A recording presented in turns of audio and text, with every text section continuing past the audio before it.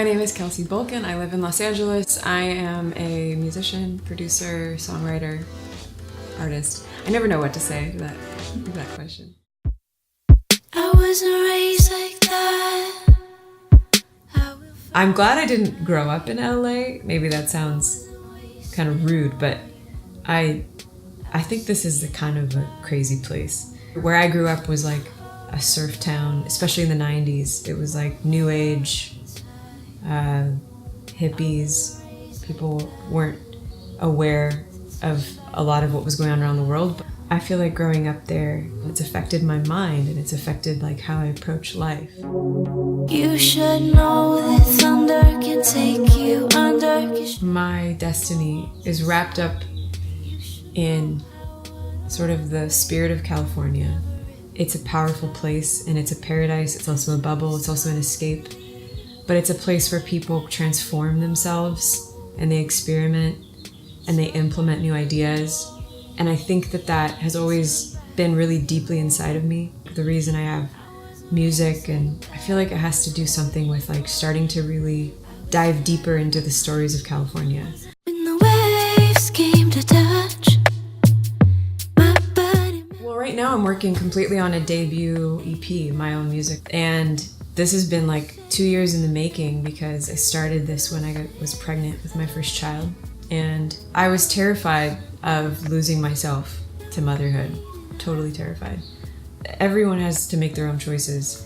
For me, I knew that I didn't ever want to leave my music behind, and I didn't want to take a break, and I knew that it's not like it would be a choice, it would just be that it would be not a priority, right? So unless I forced it to be a priority for myself and stayed disciplined, I mean, anybody who has a child knows that like they take up every part of you. And like it's harder than a job because a job has like a shift. Motherhood is like all day and all night. So you're like, it's like around the clock. But I think because I was like, I don't want to lose my music. I don't want to give up on that.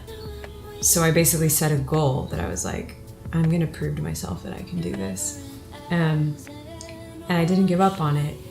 It took longer than I wanted, but even that's been a really good lesson. The only thing that can ever stop something from happening is if you give up, you know? And if it's really worthwhile, it doesn't matter how long it takes. And that's something I've learned. I can't see forever. I think having a son has, made me think about raising him. There's a voice in me that says like the best way I can show him or teach him is by showing him like who I am. And in making this music, I've spent time away from him.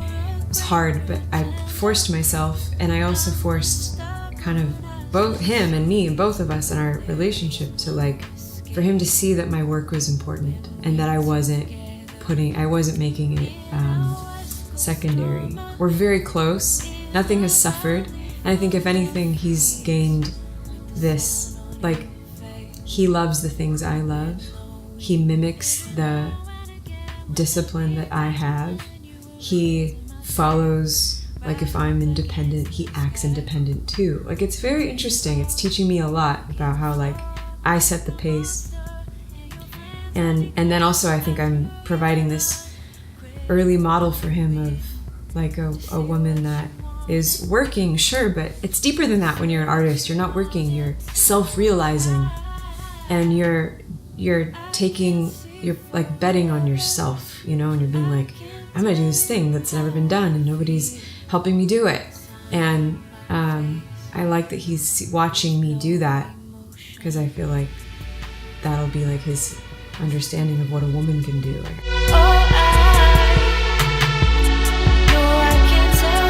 I'm the expert on my life. I'm the expert on my destiny. I find that to be the solution to like most questions that I find myself asking. You know more about your situation and what you need than anybody. And once you just remind yourself that, everything else is very clear.